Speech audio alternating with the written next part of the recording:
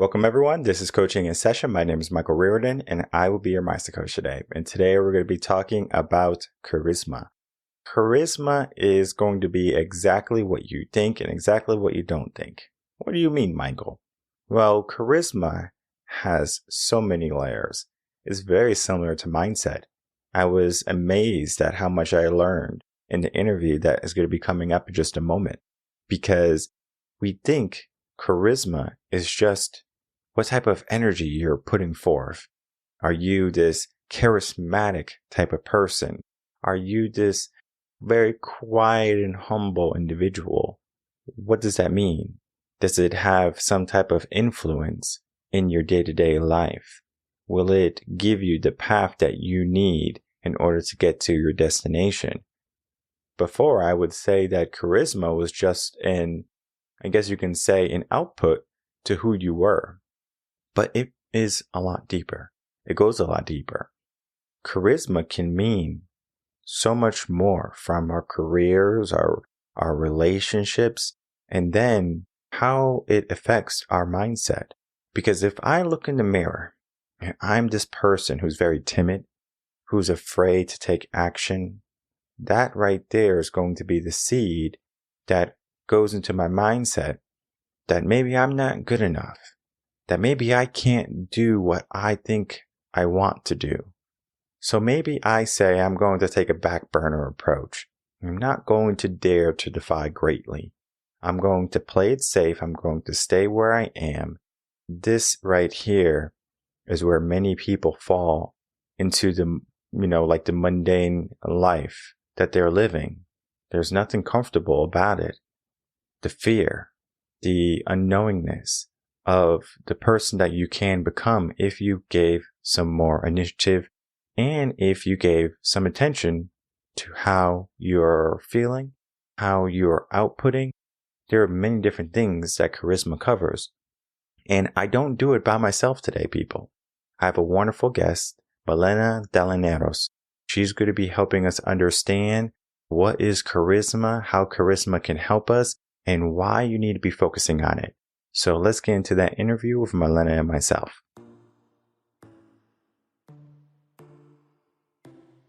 Welcome, Milena Dalinaros, to Coaching in Session. How are you doing today? Thank you so much. I'm doing great. I'm really happy to be here. Glad to have you on. And I know we have a different time zone, so it's always interesting to speak with someone who is in a different part of the world, because we can always look at different cultures, different mindsets, and when we look at the universal mindset of the mind, a lot of similarities, because we might be ambitious, we might be a little bit afraid, we might be a person who's very bossy, maybe a person who's very timid, but all of it is going to be linked to something that we're going to be talking about today. You are a charisma guide, and charisma is going to be that oomph that we're going to be talking about. In your own words, can you tell the world who you are, what you do, and how you help? Absolutely. I love that introduction you just gave. And in my own words, charisma guide, that's it. I have spent many, many years of my life to understand what this is, what is charisma, and how can we be as charismatic as we can be and find our unique blend, so to speak, of charisma. And what I want to do is to share what I have found with the world. I'm writing a book about charisma, it started out as a goal of being this really scientifically backed book of what is charisma, what are the different aspects of charisma, what does psychology say, what does social studies say, and so on. But in my own insights and understanding, that is just a very small part of it, the part that can be explained with traditional, conventional science. There is so much more to it. And I have found that the parts that fascinate me the most, and also the people I speak with, are the more ethereal parts, if you wish, about the vibe, the energy, the luminosity that comes from within us and radiates outwards, and which can be felt by other people, which can be shifting the whole vibe of a room as soon as this person enters the space. These are the things that I have been looking into, and that I'm really looking forward to share with you today, more about that, and also with the world through my book, through my blog, through every way that I can show up in the world and bring value through this topic. Well, let's get straight into it. Is there a difference between vibe and energy and charisma, or is it linked together? There's definitely a linking aspect to this. I have chosen to define charisma as charisma is an irresistible vibe fueled by life energy and deriving from a connection to life itself. It is both an enabler and a reflection of us living in alignment with our life vision, experiencing flow in our endeavors, and attracting meaningful relationships. It encompasses both the energy part and the vibe part. The vibe part, I've chosen to look at it as something that can be felt by others. So this is what others perceive. It doesn't necessarily have to be anything that someone can see, although body language, facial expressions, and all of these aspects also can play an important role. It is more something that is felt. It is experienced. It is perceived by something else than just our traditional senses. That's why I've chosen to look at the vibe aspect from that part. When it comes to life energy, that is more something that can also be a fuel. It is something that it can show that a person, when being fueled by life energy, it is thanks to this connection that we have to being alive, being in a state that mimics life.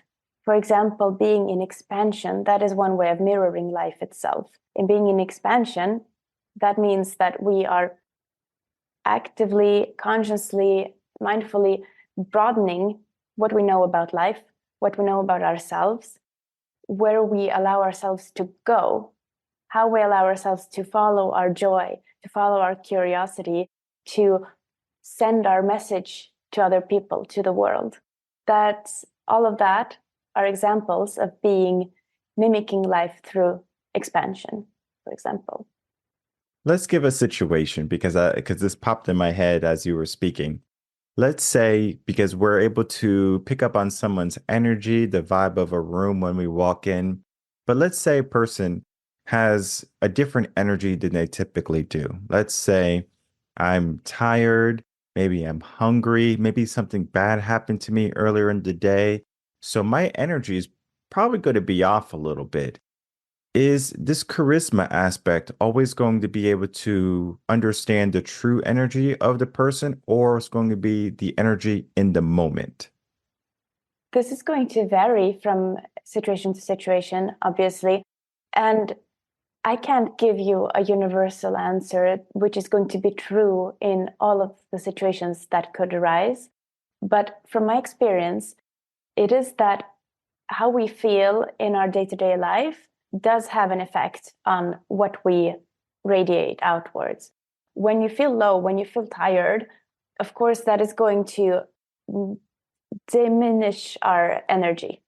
It doesn't have to be that it diminishes our charisma, because being honest about our feelings, being honest about things as, for example, I feel sad, or I feel that I am afraid of something, that is part of being authentic. If we can be honest about feelings like these, feelings that maybe scare us or that don't feel comfortable, don't feel convenient, and we really don't want them, but they are there, we need to deal with them. It is much more charismatic to be honest about having that experience, because it's part of being human to have the whole spectrum of experiences and to allow ourselves and not be scared of any of the feelings that might arise, even if they're sometimes really scary. And I understand that someone doesn't want to feel certain feelings because, well, it's not fun. It's not a pleasant experience.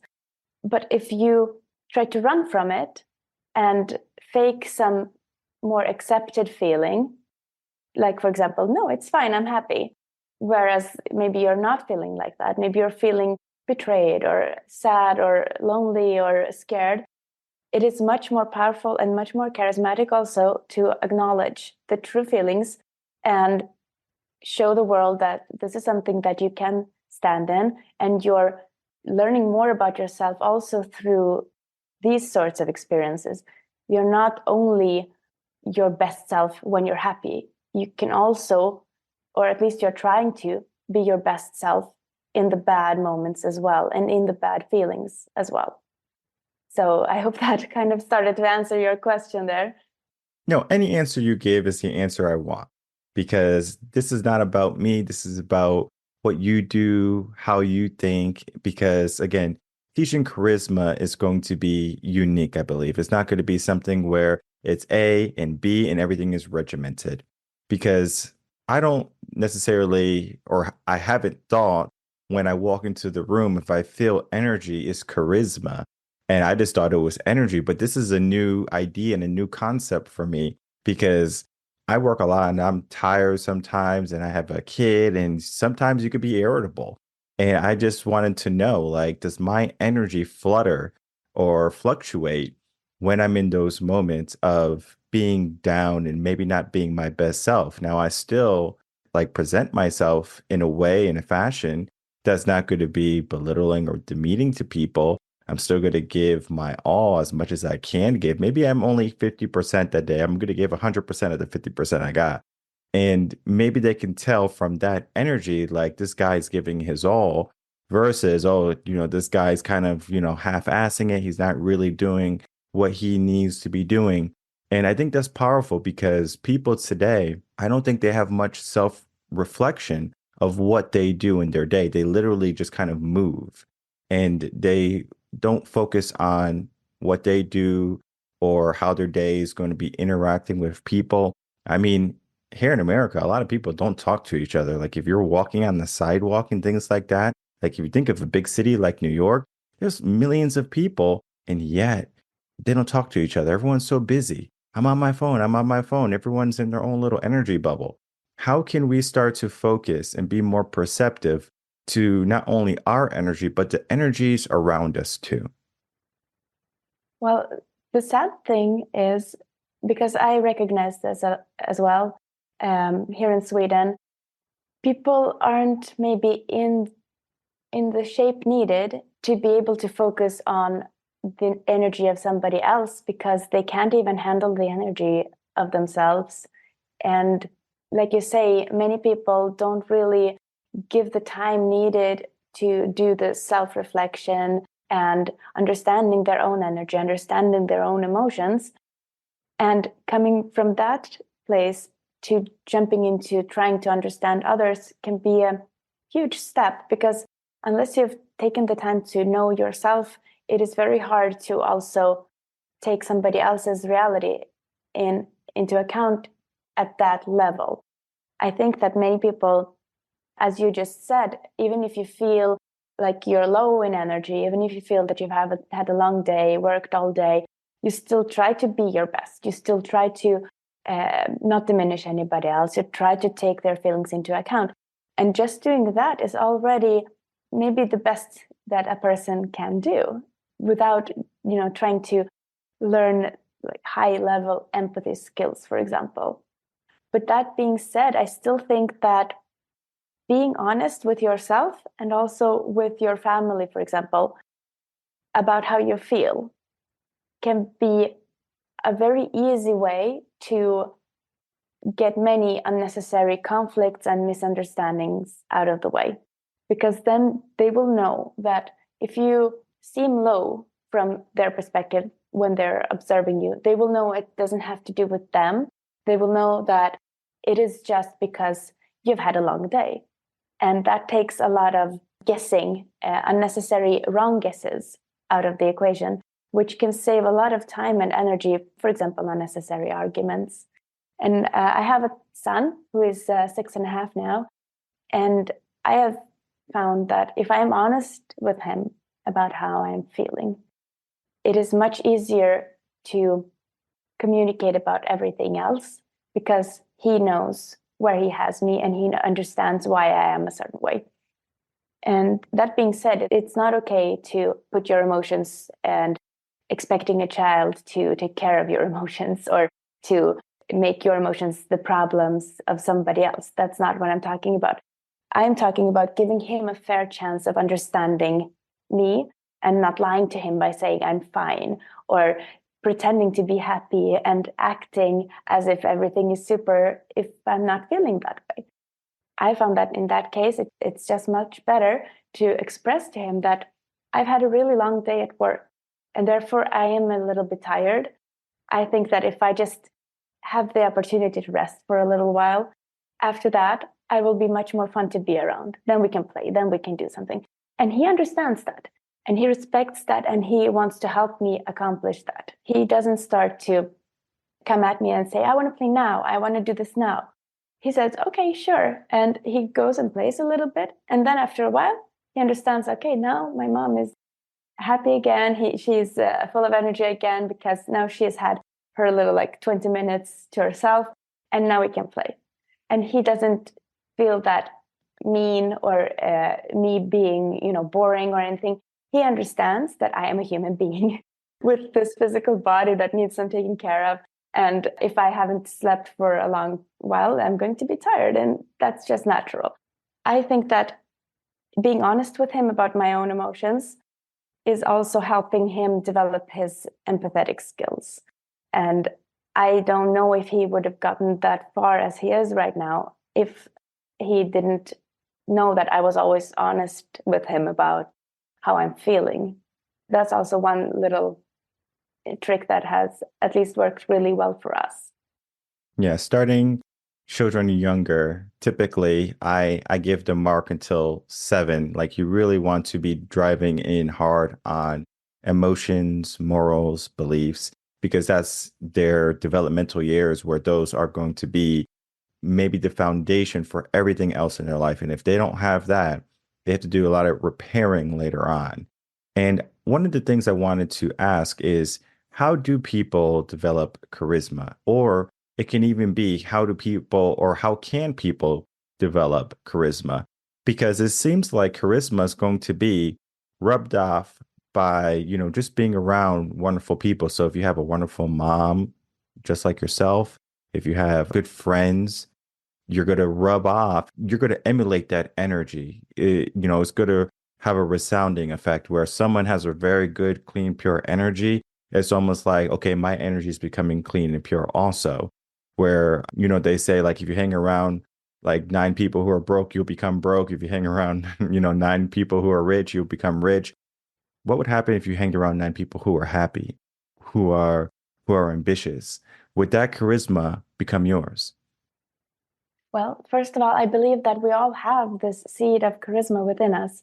It's not, as the old classical definition said, that it's innate and it's a gift bestowed upon a very few select group of people and only they have it. That's not my belief.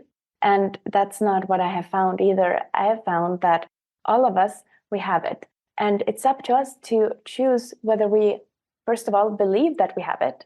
Because if we believe that we have it, then of course we will be able to do the work and believe that what we do actually matters. If we choose to not believe that we have it, no matter what we do, at least for a certain period of time, it will take much more effort for it to work. And we might be throwing a lot of self-sabotage problems into our lives to just prove to ourselves that we can't be charismatic, if that's what we believe. Believe it. Believe that we have this seed within us, we can nurture it, and we can remove the things that block it from shining through. And it's important to work on these blocks. It's important to understand what is it that is stopping me from being my most charismatic self. Is it some form of limiting beliefs? Is it fear? There can be so many different fears that stand in our way and keep us in place. It can be that we are afraid of some form of retribution when we start to outshine other people. Let's say we actually let through our creativity, our authenticity, some gift we have, some talents we have that we can share with the world. And we allow ourselves to enjoy feeling talented, creative, beautiful, and someone who has a lot of value to bring to the world. And we behave that way. Our charisma starts to grow. We start to shine, and people start to notice this.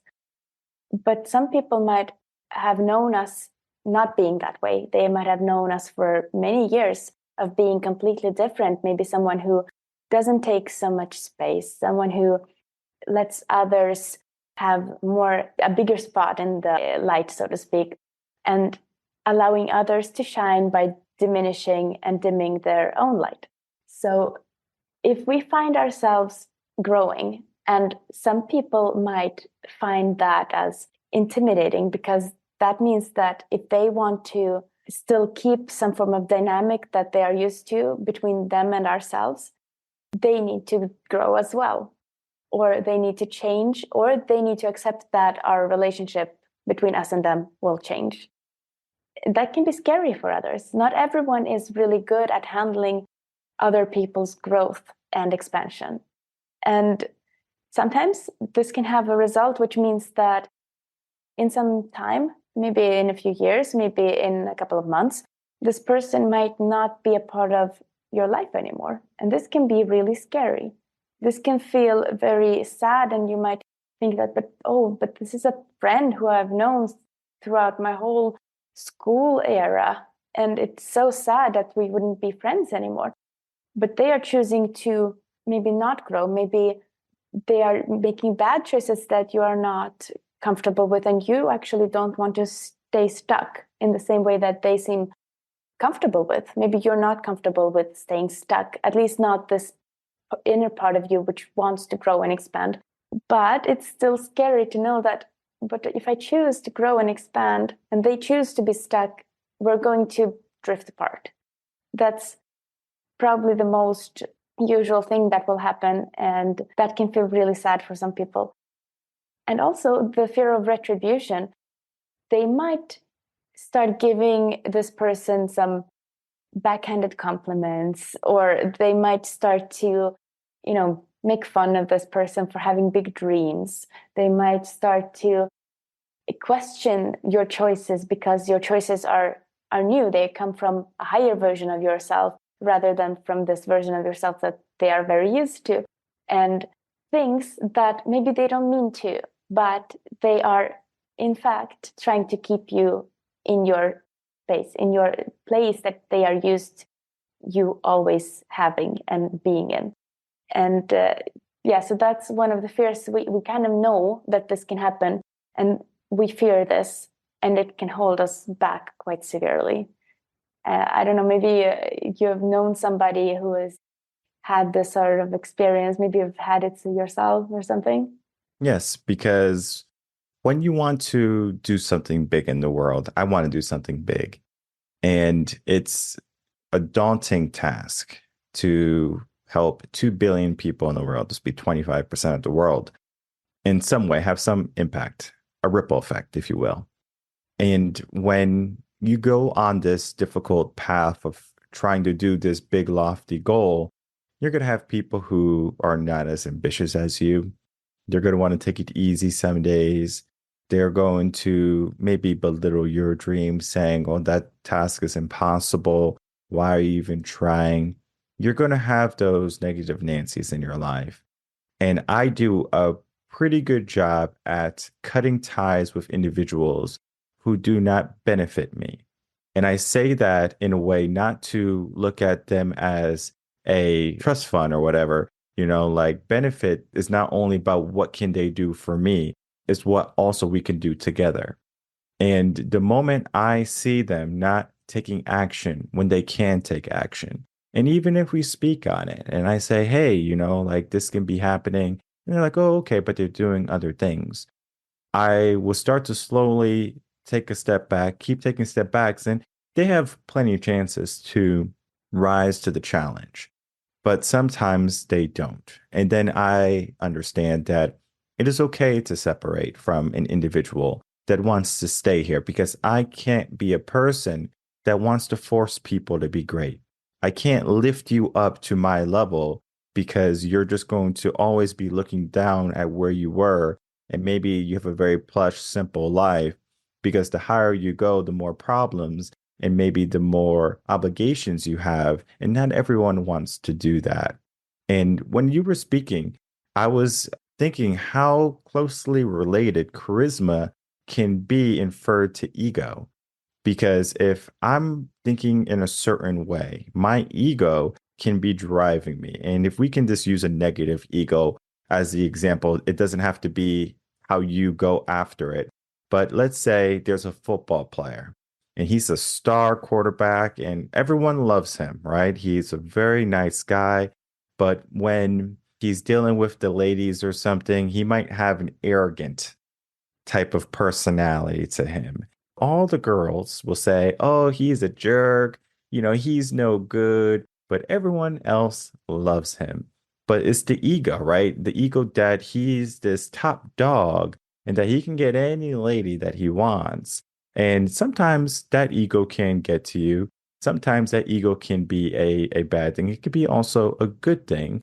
What's your relation to ego and charisma? Yeah, that's a really great question. Love it.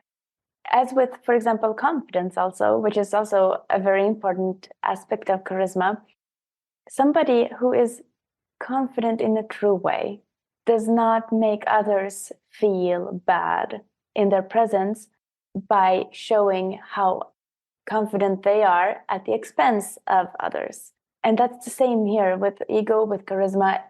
Somebody who has these talents, these skill sets, and these gifts that they have grown within themselves, they don't feel this need to show it off in that way. Rather, they will want others to feel really, really good in their presence. And it's also a very important part of charisma that it's not only like me making others feel good about me. It's if I'm charismatic, when other people are with me, they feel good about themselves. That is one of the most important aspects of charisma. It's actually called inverse charisma. It's more powerful than just being the star, which is the one everyone wants to look at and be around and be as this person, the it girl, the it guy. That is, you can learn to be that. You can use the body language, the words, anything. You can be that person through, as this football player example, he would have his football career to, lend him this shine because he is someone who a lot of people look up to. He is talented, he is successful, and people feel good about who he is. They admire him, they maybe want to be like him. But what do they feel about themselves when they are with him? That is an even more important question. So when someone is that successful, or if someone is very beautiful, very smart, very, any type of qualities that a lot of people would really want to possess, when someone has them, that's, I would say, an even more responsible task of not using them to diminish others, but rather making others feel even better about themselves, making others feel that if it's possible for that guy or that girl, it is also possible for others. That's why we have been given these gifts, to inspire the people who are going to come after us and walk with us. It's not to be adored. It is not to be idolized. That is where the negative aspect of the ego comes in, that we somehow think that that's the point, to be the center of attention, to be the one that everyone loves and adores. It's not even us they would love. They don't know us. They see this tiny little aspect of us because we have played on a football field. They, if anything, they think they love us, but they only love the being in the presence of a star, maybe. But they want this thing for themselves from us. That's what they actually want when they love our ego aspect of charisma, so to speak. But if we make them feel as stars in our presence, that's the real magic of charisma, where that comes in. And when you're around a person like that, that's where real loyalty comes in. That's where real love is born. that is the difference then between the negative aspect of ego and the, I would say, a genuine charisma. But ego is also very important, as you said, because it helps us to set healthy boundaries. It helps us to have these big goals that we want to achieve. And it helps us know that this is me, and here is this line, and that is you. And know that I'm not carrying other people's emotions as my luggage. I am not going to try and take on other people's problems as if they are my problems. And I am not going to give away what is mine in a way that makes me feel drained. I'm not going to give away my energy. It is my energy. I will need it so that I can be my best self. I will need my energy to be able to accomplish my goals and help other people in a way where I'm not sucked dry from my own energy, where I'm not taken down to anybody else's level. No, I need to stay myself and know where my boundaries are and what is my space and what is the space of other people. So that's where ego is extremely important and valuable. And we have to also cherish our ego and give it what it needs so that it can fulfill this very important role. I love the idea of just charisma and how it has so many different levels. It's very similar to mindset and how it can go so deep. This is not something that's surface level. And the conversation that we had today was definitely not surface level. We really got deep into it. And one of the things I like to do when it comes to things that are newer to the audience, when it comes to new ideas like charisma, because we haven't talked about charisma before, is to have the coach, have the guest, give us at least 3 to 5 things that would benefit them from working on their charisma. And then after you do that, please tell the audience where they can find you so they can reach out to you. Absolutely.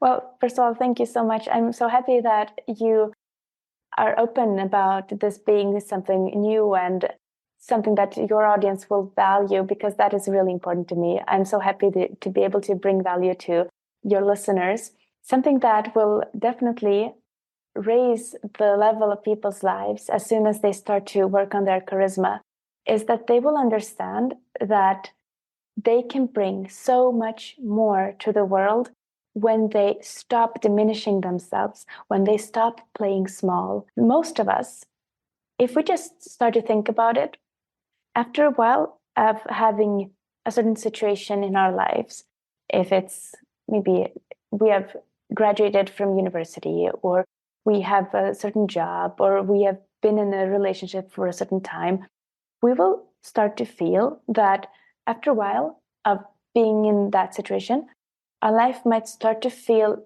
that it needs the next step and the next step.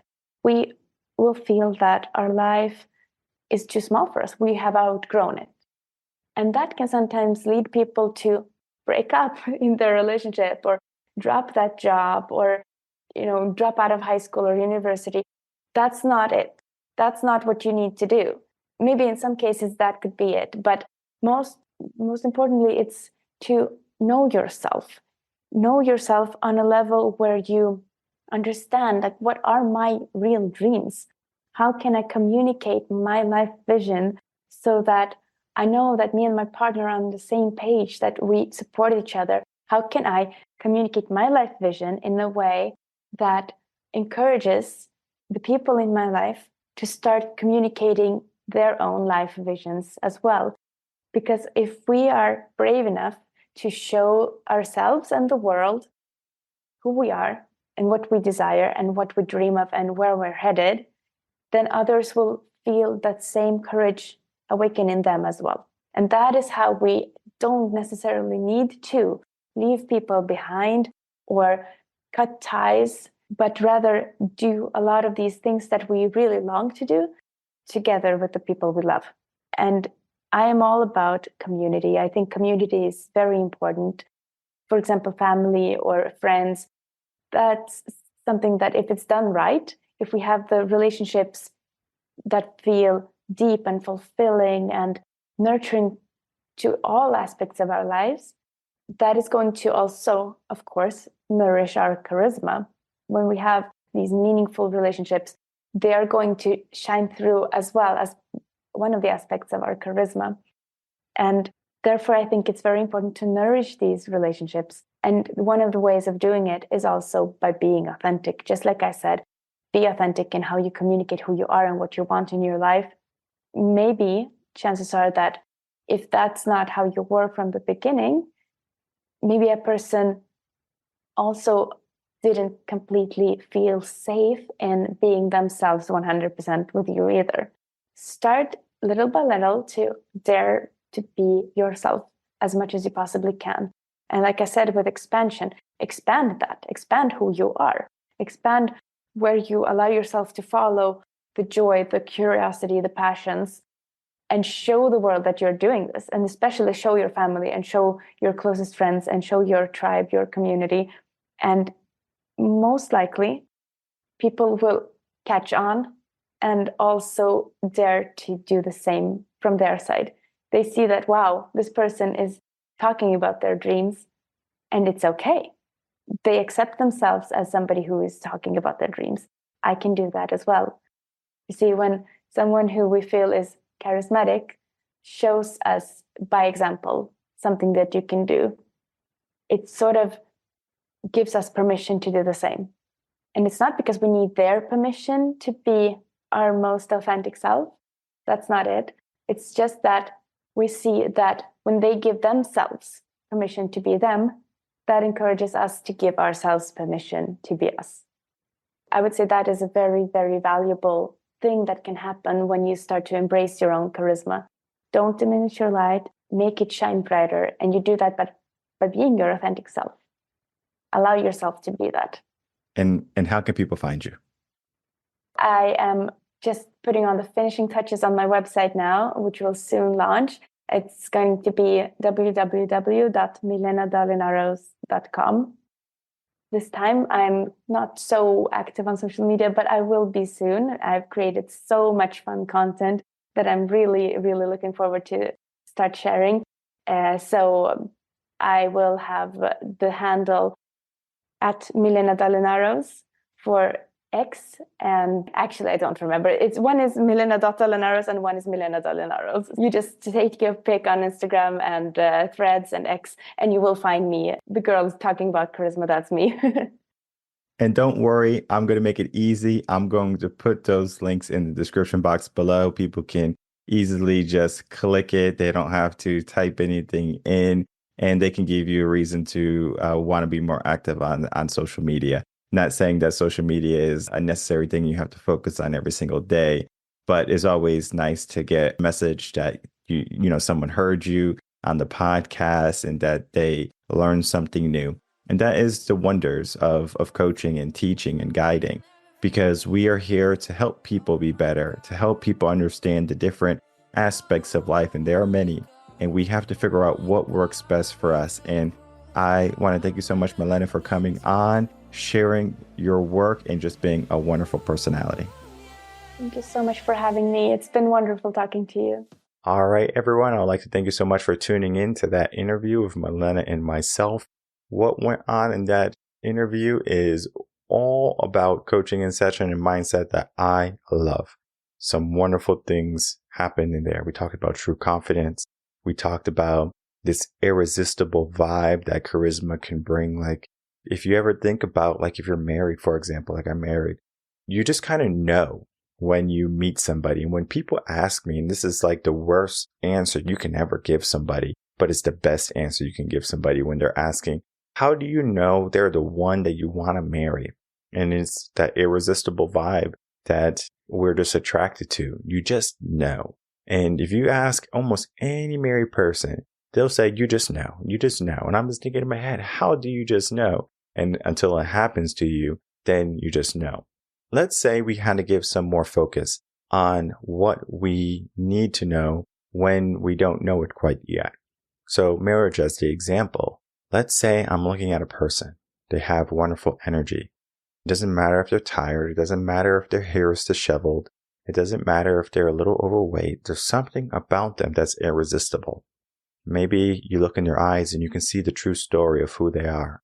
Because you can look at a person and you can get a good understanding of who they are. If they have maybe lavish clothes on the outside, but you start to look at them. Are they smiling? How are their hands positioned? Are they closed? Are they looking down, slumped over?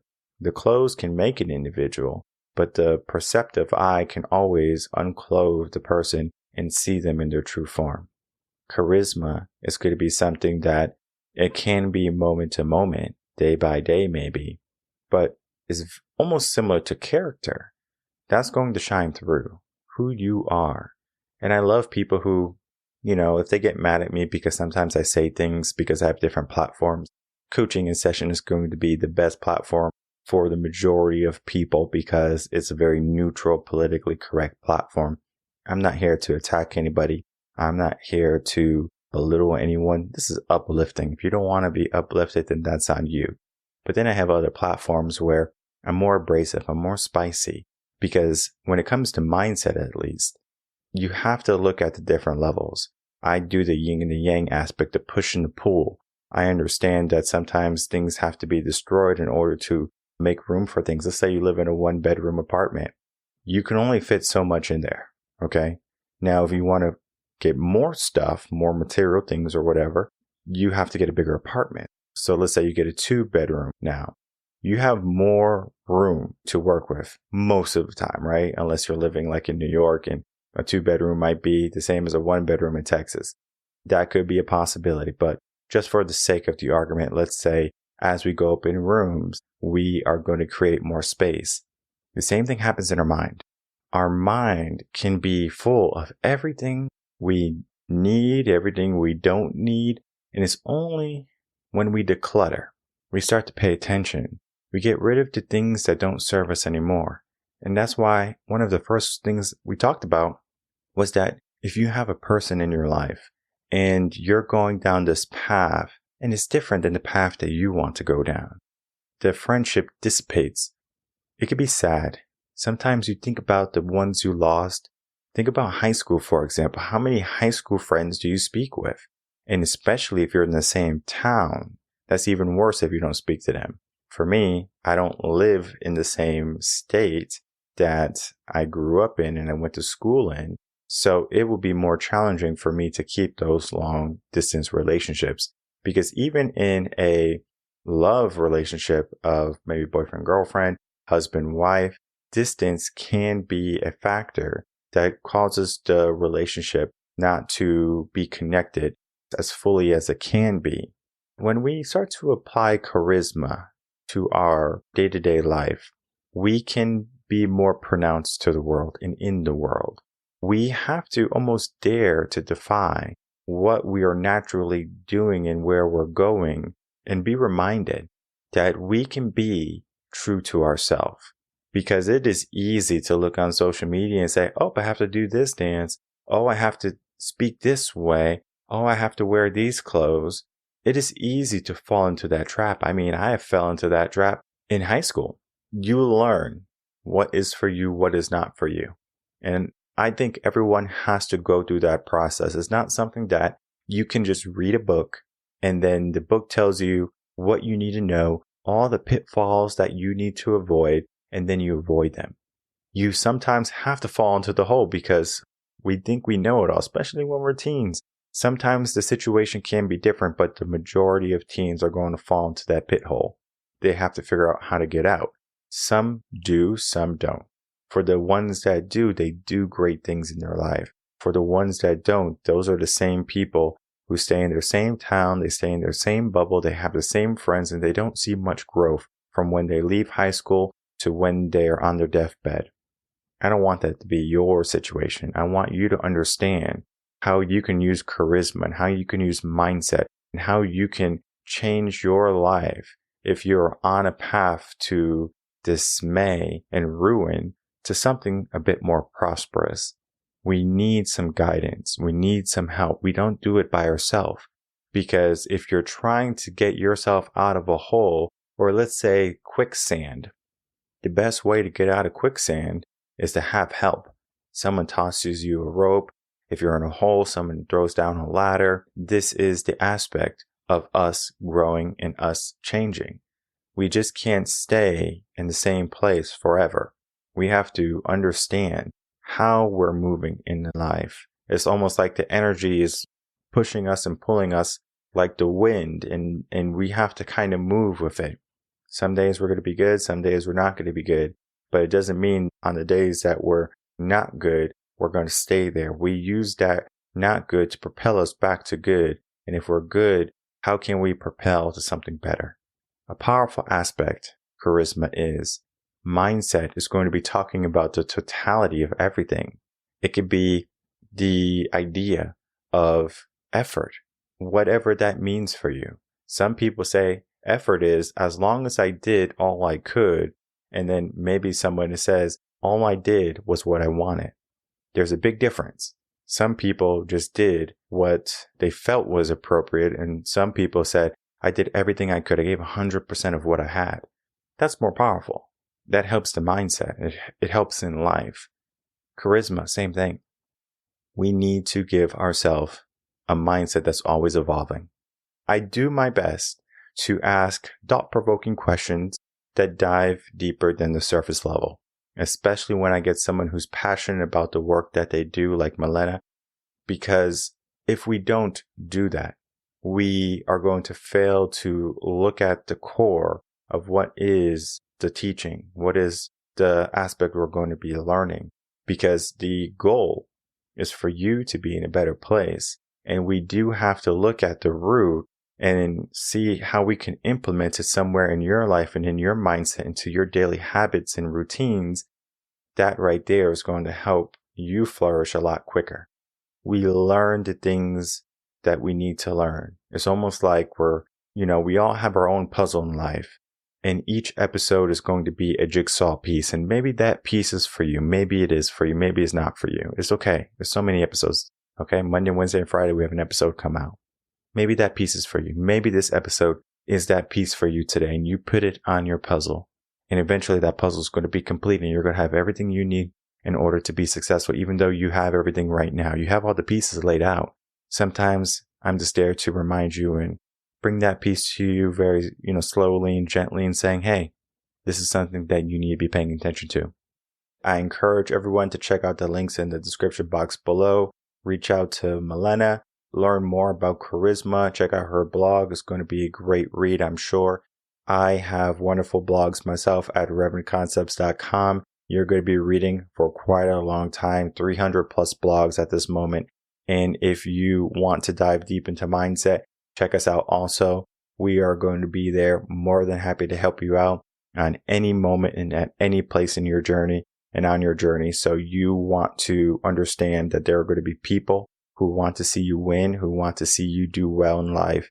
Surround yourself with those people, and you're going to start to see how your life starts to adjust to a better view and a better energy. My name is Michael Rearden. I'm a mindset coach. If you have any questions, email me coachinginsession@gmail.com, and I'll see everyone on the next episode of Coaching in Session. Until then, everyone take care.